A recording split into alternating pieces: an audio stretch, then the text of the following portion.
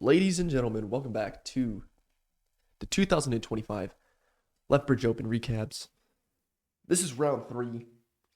And let's get into it because this game was also interesting. We have the white pieces this game, and we're playing Paul Vitamins, who's a very seasoned player. I think he's almost 80 years old, but he was 0-2 to start the tournament as well. And this was a point in the game where I was like realizing that, we are in the third round and this is still day one. Yes, 3 rounds in a single day. I don't think people understand how hard it is to actually play 3 rounds in a single day. That's like, I think at the end of it, I played 8 hours straight worth of chess, eight and a half, 8 hours worth of chess in one day. And my brain was completely done. Like after the round of the second round, a little context for you. I literally drove to my hotel, booked in, had to drop my stuff, go get some food, go to the washroom in a span of an hour. And like it was and then be at my seat and then wonder what my opponent was gonna play for black because I was like, I think I have some prep against him, and in fact I did. So I was like, okay, let's see how we do. And I was like, okay, quick check. Okay, we should be fine. And so yeah, this was going to be a fun game. Shook my opponent's hand. I played e4. And I knew exactly what he was going to play. d6. We go for a Pierce. And so it's funny because in the Pierce, what I like to do is d4, knight c3, and then f4, basically playing the Austrian attack and trying to fight for e5. But before we get any further into the ideas of this opening, basically he does all the normal stuff. I play knight f3. He castles. And now what's hilarious is that I'm actually out of theory. But I did see a game that he played against a 2,100 rated player where the opponent played bishop to c4. And this is considered like even. And basically the advantage, I think you have to play bishop to d3 and then castle. But for me, I was like, okay, let's just play bishop c4. This is what I saw in that one game. And in this position, he plays c4, or c6, sorry. And basically goes for this super solid setup. And now this is bad for black because I think in this position, you can actually just go bishop back to b3, target, and then play e5. I didn't do any of that. I castle. And then we get b5. And this is where I start to get a little bit, nervous because I'm like, okay, do I go bishop back to b3 and just encourage a5 in the position? And I was like, I don't know if I should do that. So I just go back to d3. And this is fine for white. He plays bishop to b7, which I was kind of thrown off about. I was like, why didn't he just play bishop to g4? I mean, that's just a clear move. That or b4, like he should have just attacked right away. But he plays this. And I think now in the position, e5 is just clearly a better move after d takes. And something like f takes, black just is going to have to deal with some problems. He could put his knight here, but white has a good center and enjoys a comfortable lead in development. It's like a plus 1.2. And now they have to develop their knights like this. And it's going to be hard for black. But I don't even do any of that. And instead, after bishop b7, I just play rook to e1. And I was like, I'm not dealing with crazy shenanigans. I don't want to play for e5 yet. Like, I know that was like the best move. But I'm like, I want to go as solid as possible and not have to deal with all these complications. Like, if I commit, I'm probably going to lose. Right? I was like, I'm not risking this game in order for me to go for a win, but like, I didn't want to risk the chance of losing again. I didn't want to go 0-3. That was not my reason for the tournament. The first 2 games were already tough enough. We get b4, knight back to e2, and I was like, okay, that's fine. We're just gonna create a box. We're just gonna create a light squared box. and do absolutely nothing and just wait for our opponent to make a mistake. We go here. I go c3. He plays c5, and black's now better after this, this dark square complex is just a lot better. And actually, the funny thing is just e5 is the only move to do anything. But I played the stupid move, c takes b4. And the reason why this is bad is I think after I move here, black just has this, and yeah, they're fine. And that's actually what he played. But I was like, okay, if he does play that, I can just play this and bishop to b2, and I should be all right. Like I said, the computer's always saying e5, go for the push, but I was like, I'm not risking to make any advances into black's position because, black can seriously get a nice advantage if white has too many weaknesses. So I played knight to g3, and basically I'm like, okay, I'm controlling these pawns and basically controlling as many squares up here as possible so black can't do much advancements. For example, if e5 was the move now, then takes, and white should have a fine lead in development and be better, I think, just up a pawn, simply. And then, yeah, I was thinking of maybe I should go bishop d2, or maybe I should fianchetto, but I wasn't so sure because of this long diagonal. Lots of different ideas. a5. Now, part of me was thinking like, oh, should I just play a3? And maybe now looking at it, I think I could have done a3, but the reason about a3 is now, I think this is kind of a weak move because it's just like there's this, and after takes, I mean, now black's just got a better development here and has this pawn, and my pawn is not as weak or as strong as his pawn because his pawn's got more forward squares, and then he can start opening up lines with the bishop and such. So I was like, okay, maybe I shouldn't go for that idea. So after a5, I just played queen to e2 and just said, you know what, frick it, I'm going for this box setup. I don't want to commit anything. If black's doing any of the committing, he's got to play moves like e5 and stuff. Rook to c8, totally normal. I played bishop to d2, which is a mistake according to the computer. Honestly, I don't find this as a mistake at all. I guess this is a weaker move, and I think maybe in the future I should have just played this, but I don't think I should have played that because then there's e5 coming. Yeah, and this is what I did see. But I was like, okay, I'm expecting e5 anyway, so I don't want to get into all the problems of that. And if bishop here, it still covers the pawn, and yeah, I thought it was all right. Bishop to d2, and then rook e8 is the blunder.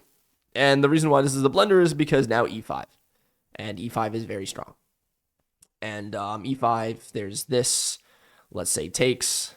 I believe you take with the pawn here, and let's say after this, black just is gonna have to try and fight for squares on the queen side. And yeah, actually, the funny thing is that I think e6 is the move too. And now here, and yeah, this is gonna be, now looking at this, I think yeah, this is better for white. White just has this, and they're in much better shape. But once again, I didn't calculate, and I wasn't in the mood for calculation. I was not in the mood for going for a win. I was just in a mood for being solid. And that's just all that I did. So I played rook a to c1. He plays e5 now, and we get some exchanges off the board, and I play d5. And now d5 locks in the entirety of the king side, and now it's going to be a fight on the queen side. And so, yeah, it's pretty much even after this. Plays knight to c5, a very good developing move.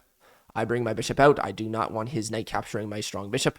And in the future, I want to control more squares with this bishop. So he plays this, takes, and rook e to c1. And yeah, the position is pretty even. He plays this really nice move, actually. I think there's some different ideas with me putting as much pressure on this knight as possible. So ideas of going here and then queen and then putting up as much pressure as we can. Basically, these pawns are moving because I don't want his knight to get into the position. He probably wants to get this move if he can and do some rerouting. He may have to bring his queen here, his rook as well. and the position would remain a fight for the queen side. Bishop to f8, a very nice move. I was very, very pleased to see this because I was like, okay, he's definitely in form. And for 75 years of age, I mean, he was playing pretty good chess. Okay, yeah, he's going to make inaccuracies. He's going to make some mistakes. I mean, this move back here, just a misunderstanding. I mean, he's very passive, but he's playing very solid. And I wasn't willing to go for an attack, so it just remained even for most of the game. Yeah. And so I played bishop to e3, attacking the knight one more time, saying, hey, I'm going to put more attackers if you don't do anything. And then he plays this very odd and suspicious move, queen d8. And I was like, what is this move? And, you know, I kind of calculated for a while. I was like, okay, do I have ideas with maybe like sacrificing my knight and regaining the knight here?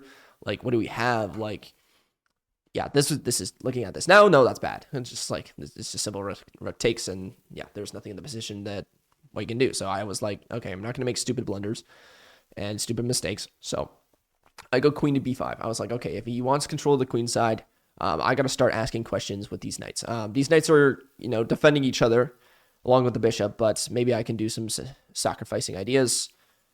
For example, like here, after here and here, I thought like bishop takes here, and then this, and then, you know, we got maybe some attacking ideas. But I was trying to calculate, basically trying to remove the defender and see if I can get an advantage that way, and trying down on his queen side.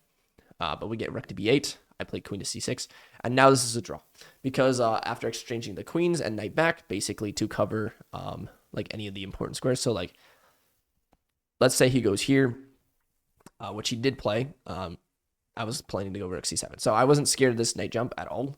And like, he was gonna attack this pawn, but I was gonna attack his knight. So I was like, okay, this is a fine position. Rook here, and now knight to c5.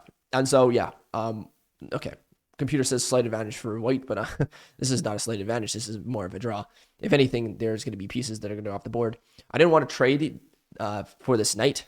That would have been a really stupid idea because black has advanced pawns, the knight's in the position, and I had to learn to defend somehow. So to save this b pawn, I played knight to c4. And so now the position remains pretty, you know, symmetrical. I mean, he's got two knights and this. I have my knights and my bishops staring at his pieces. And yeah, plays f6. And so I was like, okay, he plays f6, but technically I can just move my pawn. And I thought my position was nice, but I guess there's an advantage here after king f1, which I wouldn't see in a million years. If I played king f1, I'd probably be probably called out for cheating, which I wouldn't be surprised. I think the idea is just king f2 or king f1, king e2. I guess it's a simple idea to try and get the king into the game, but I wouldn't have seen that. That's just an absolute oddity of a move for an advantage. But yeah, he plays f6, and that's where I played d6 actually. So I was like, okay, maybe I can advance. But yeah, this is more of a draw because Paul actually can just harass my rook. So we go here, harasses the rook a little bit more. And we repeat moves, and the game remains a draw. So, yeah, that was pretty much round 3. Kind of uneventful in a way. You know, it's kind of funny because I was sleeping at the board, and yeah, you know, I had ideas like this, right, where the rook moved here, and I could have just played for a win, advancing my pawn because this is just a better move, but like I said, I was trying to play solid. I played this super solid setup where I didn't move or commit any of my pieces until it was absolutely necessary. We got some trades on the board, and the position remained, you know, pretty even. I mean, yeah, he's not going to get anywhere with his pieces.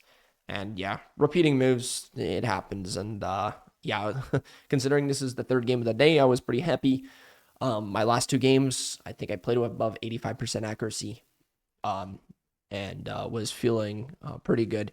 Just a few little minor mistakes here and there and misses in the game where I could have gotten an advantage, but yeah, I'll learn for next time.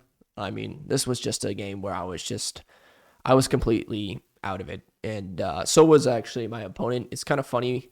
Usually when you're 3 rounds deep into one day, you just start to get the wear and tear. And yeah, that tournament was crazy considering that this game I had like what whole things of water, like water bottles. I think I drank like in that tournament.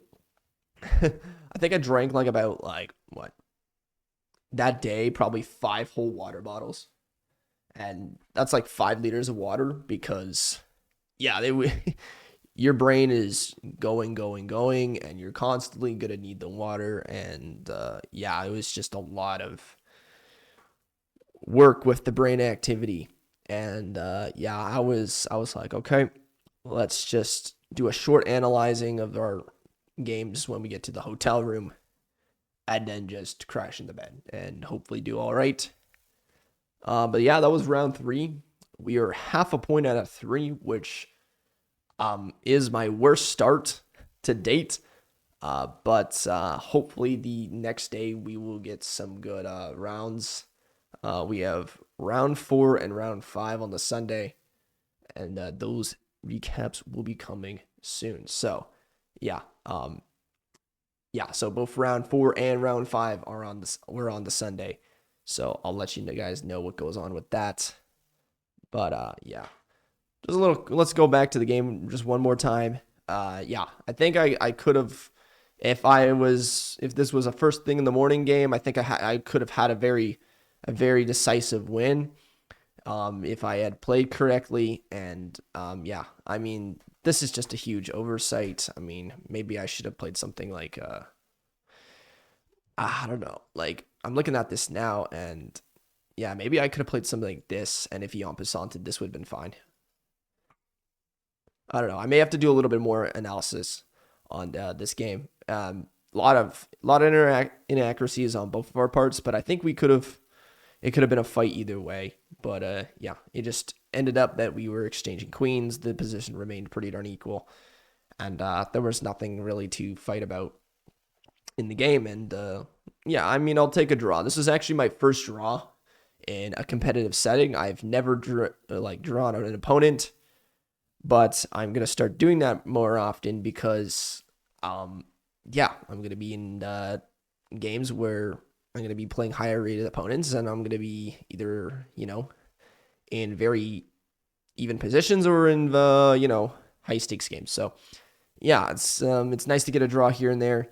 I was satisfied with getting draws. I mean, considering that technically I'm not 15-26 at all, and I was like 12-10 from the last tournament.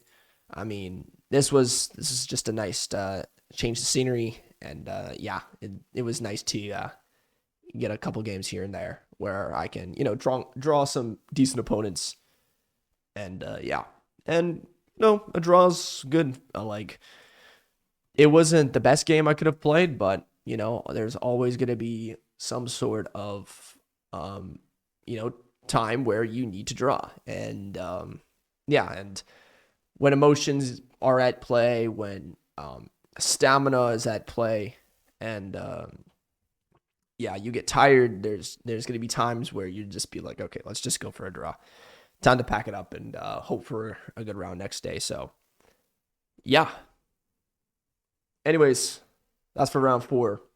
Thank you all for joining, and we'll see you tomorrow.